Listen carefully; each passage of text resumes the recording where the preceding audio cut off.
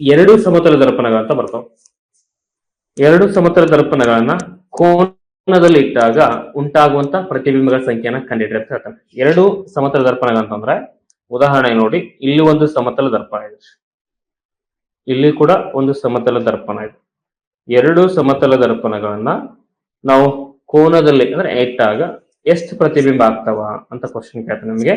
ಇಲ್ಲೊಂದು ಸಿಂಪಲ್ ಆಗಿರ್ತಕ್ಕಂಥ ಸೂತ್ರ ಇದೆ ರೀ. ಏನ್ ಸೂತ್ರ ಅಂತಂದ್ರೆ ಎನ್ ಇಸ್ ಕೊಲ್ಟು ಎನ್ ಅಂತಂದ್ರೆ angle of image number of images ಅಂತ ಹೇಳ್ತಾ ಇರ್ತಾನೆ.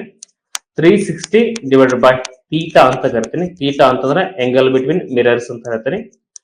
-1 ಈ ಒಂದು ಫಾರ್ಮುಲಾ ಯೂಸ್ ಮಾಡಿಕೊಂಡು ನೀವೇನ್ ಮಾಡ್ಬೋದು, ಎಷ್ಟು ಪ್ರತಿಬಿಂಬಗಳು ಉಂಟಾಗ್ತವೆ ಅಂತಂದ್ಬಿಟ್ಟು ಪತ್ತೆ ಮಾಡಬಹುದು. ಉದಾಹರಣೆಗೆ ಒಂದು ಎಕ್ಸಾಂಪಲ್ ಕೊಟ್ಟಿದೆ ನೋಡಿ. ಎರಡು ಸಮತಲ ದರ್ಪಣಗಳನ್ನ 90 ಡಿಗ್ರಿ ಕೋನದಲ್ಲಿ ಇಟ್ಟಾಗ, 90 ಡಿಗ್ರಿ ಎಂಗಲ್ ಅಲ್ಲಿ ಇಟ್ಟಾಗ, 90 ಡಿಗ್ರಿ ಎಂಗಲ್ ಅಂದ್ರೆ ಈ ತರ ಬರ್ತದೆ. 90 ಡಿಗ್ರಿ ಎಂಗಲ್ ಅಲ್ಲಿ ಇಟ್ಟಾಗ ಪ್ರತಿಬಿಂಬಗಳ ಸಂಖ್ಯೆ ಎಷ್ಟು ಅಂತ ಕೇಳ್ತಾನೆ. ಸೊ ಪ್ರತಿಬಿಂಬಗಳ ಸಂಖ್ಯೆ ಅಂತ ಬಂದಾಗ ನೋಡಿ, 360 ಡಿವೈಡೆಡ್ ಬೈ ಥೀಟಾ -1 ಅಂತ ಹೇಳ್ತೀನಿ. 360 ಡಿವೈಡೆಡ್ ಬೈ ಥೀಟಾ -1. ಇಲ್ಲಿ ಥೀಟಾ ಅಂತಂದ್ರೆ 90 ಹಾಕೋಬೇಕು.